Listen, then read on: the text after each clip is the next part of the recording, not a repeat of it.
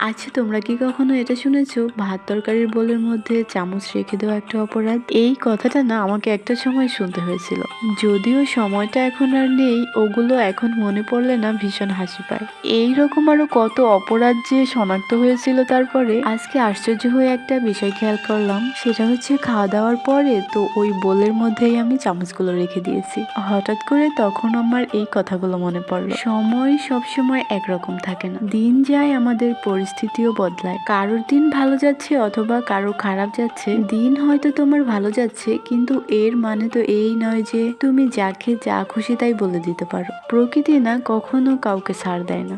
আচ্ছা, এবার আমি আরেকটা কথা বলি। যারা হচ্ছে গিয়ে মানুষের সাথে অন্যায় করে, কিংবা ধরো তোমার সাথেই করেছে, এবার তুমি তখন থেকে শিক্ষা নিয়ে জীবনে অনেক এগিয়ে গেছো। এতগুলো বছর পরে তুমি যখন পেছন ফিরে তাকাবে, তখন দেখবে সেই মানুষগুলো যারা তোমার সাথে অন্যায় করেছিল তাদের কেউ ভালো নেই। আজকে অনেক কথা বলে ফেললাম, তোমরা ভালো থেকো, বাই।